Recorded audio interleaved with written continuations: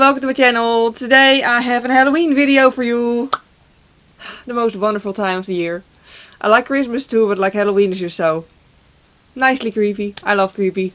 Anyways, but yeah, I'm only doing 2 Halloween videos this year because I just started a new job and that also takes a lot of time.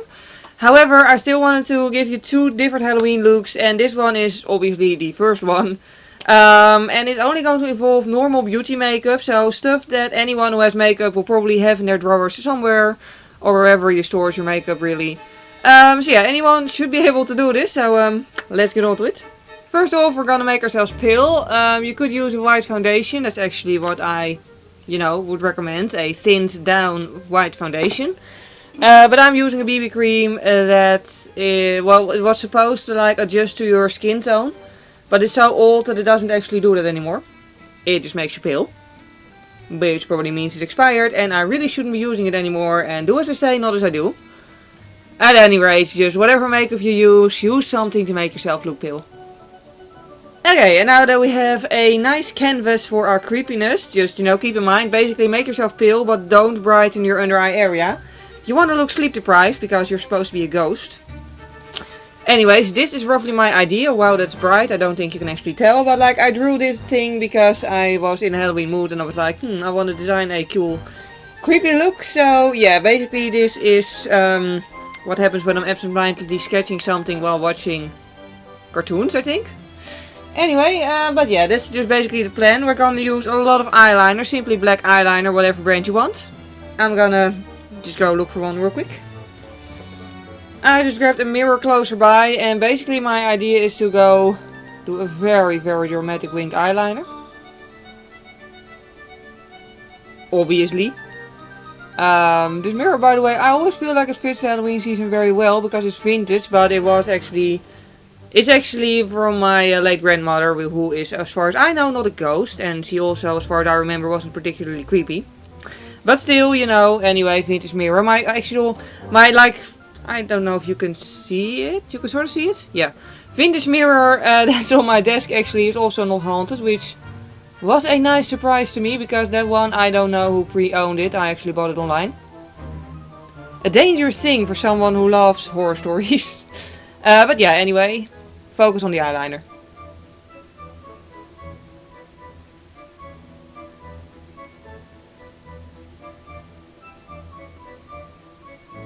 And then it's time for the next part, which basically consists of dragging the eyeliner over my face, making increasingly thin lines, and making it look like I have basically a cracked face. By the way, you can totally also make some holes in it by just making lines connect in ways. For example, like this. And then just fill it up. And you're just gonna have a nice creepy hole in your face. By the way, also, I personally did it on accident, actually, more or less. But I do advise using a eyeliner that's actually dried out, doomed, decaying, almost empty, like this one. Just because I feel like this one I'm not gonna feel guilty, I guess would be a word for it, if I completely destroy this eyeliner and empty it by painting weird lines on my face. Because this eyeliner is pretty much doomed anyways. So it doesn't matter. Just an advice. Anyway, now that I'm going to be busy with drawing weird stripes on my face for approximately the next half an hour. Oh, the things I do with my life. Let's talk about how to get into the creepy mood, and I think one good way to get into the creepy mood for the season is by reading horror stories. So yeah, let me tell you some of my favorites, or at least let me tell you the titles of some of my favorite horror books. This is not sponsored or anything, I just really love horror stories and I like to share them with other people so that they might be creeped out by the same books I'm creeped out by. Because I'm nice like that. But anyways, one of my favorite writers, not just around the Halloween season, but just in general, is Dean Koontz.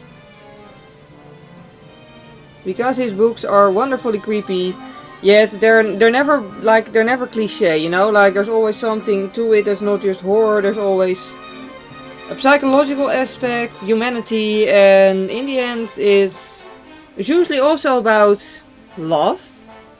So it's really just he writes really interesting stories. So yeah, that's a writer I can recommend. Especially the book for like the Halloween season. One of the creepiest Dean Koontz books I've ever read was What the Night Knows. So yeah, if you're looking for something creepy to read, I would definitely recommend that one. And if you really want to go for completely full on terrifying stories, I would definitely recommend Thomas van Oldeheuvel. He's Dutch, but I know of at least one of his books, Hex, has been translated into at least English, maybe more languages, but at least English as well. And if you're watching this, then you obviously know English, so yeah. But yeah, it's terrifyingly creepy. Like seriously, it's a sort of book when you read it, especially if you tend to think in images. He describes it in a way, the horrible things, he describes them in a way that you really start to like see them in front of you and behind you, incidentally. Basically, if you want to be able to switch off the lights comfortably in the night, then you know you might want to skip this one, or at least plan it in a weekend where you don't have to get up early, so it won't matter if you won't sleep all night, because it's creepy. It's really creepy, just the way he wrote it. And like the thing about the story is also it's starts off being creepy in a basic horror story way. Then it gets more and more deep because you get to know the characters. And then it ends up being terrifying in like whole different ways. Like, it's in my opinion a very original story. So yeah, I definitely recommend that one as well. But with a little bit of a warning to, you know,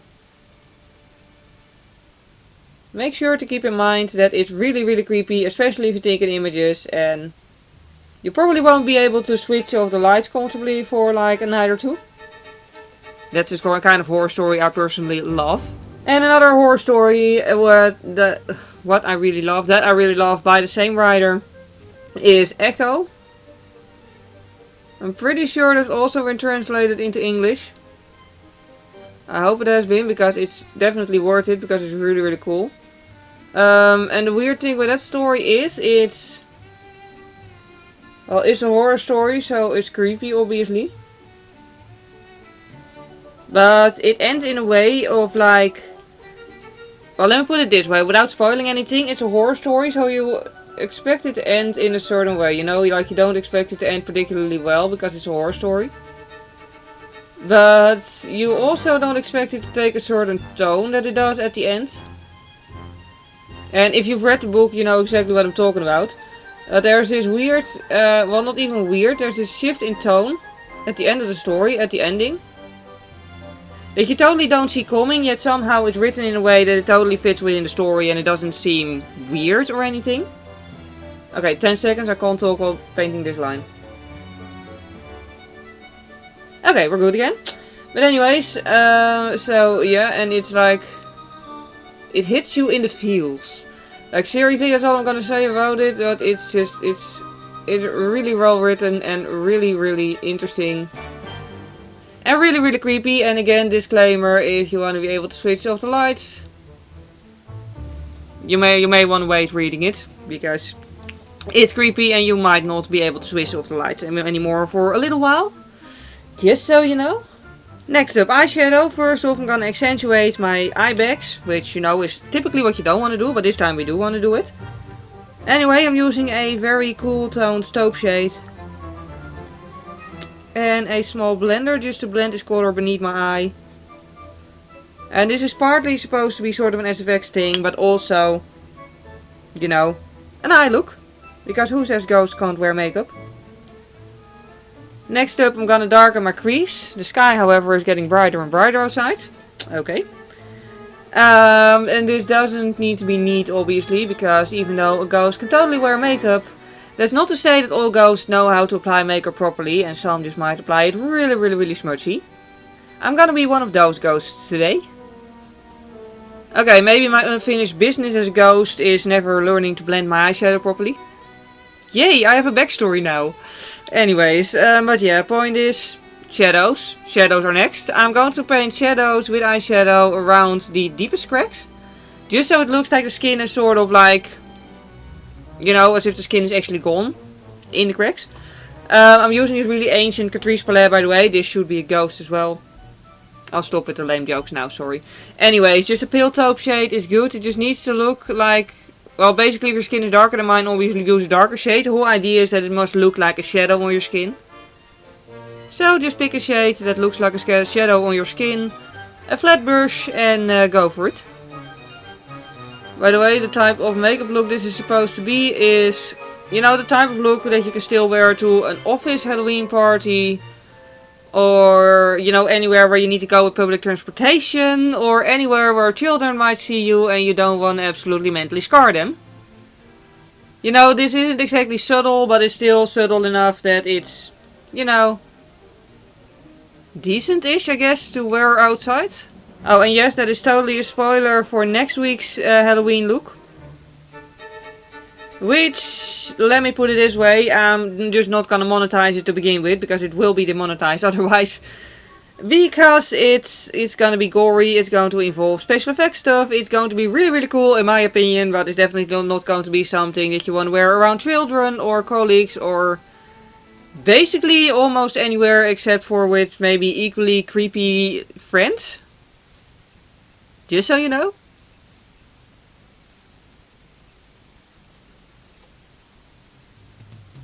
And now I'm just gonna add the dark taupe shades at the deepest part. Just very, very carefully, because I do want this to give some extra detail and extra depth. But I don't want this to overtake the complete look.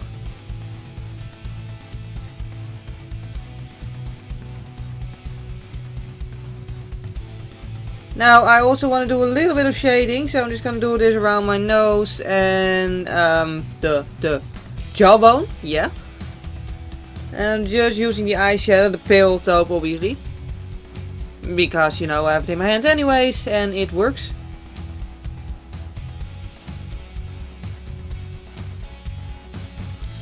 Okay, that's it. Of course you could add mascara or even falsies. However, I feel like my eyelashes are... Well, I know they're already black because I color them. So, yeah. But I don't really want them to stand out far more than this. So, I'm just going to leave them as is. As far as the lips go, I was originally planning on doing black lips. But I feel like that would look too unnatural or something. I don't know. Like, it just doesn't fit the vibe. Then I thought of blood red lips, just classic red because of the heavy eyeliner and all. And then I figured, no, I actually want deadly pale lips so that this just jumps out even more. So yeah, but that's what I'm gonna do. I'm gonna do very pale lips. However, of course, do whatever you want.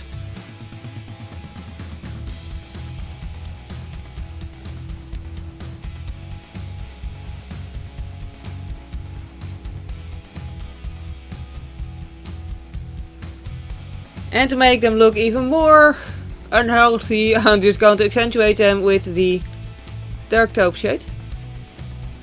And with that, we're done. And yeah, here's the final result from a greater distance with a full outfit. Or at least I was already wearing the shirt. Just a nice sort of fancy looking shirt and then a nice necklace. This is actually vintage, so it fits the theme. Also in terms of color, it fits this shirt really, really well. Anyways, yeah, so this is it. A Halloween look that is very easy to do, only involves normal makeup products. So, you know, if you want to do a Halloween look, why does the weather keep changing outside? Anyways, if you want to do a nice Halloween look, but you don't want to buy heaps of SFX products just for one occasion, then this is just, you know, something you can actually very easily do with the stuff you probably already have. Yeah, I really hope you enjoyed watching this video. If you did enjoy it, please click the like button. It would really help me out because it helps YouTube, or makes YouTube suggest my video more often to new people. Yeah. Also, let me know if you end up reading any of the books I recommended, and if you do end up having sleepless nights over them. I admittedly will feel slightly sorry if you do, or slightly guilty even if you do. But still, let me know. Yeah, and other than that, if you don't want to miss any of the future videos, amongst which the Halloween tutorial of next week, You can always subscribe to my channel. And for now, thank you very much for watching this video. I hope you have a wonderful day and I hope to see you next time. Bye!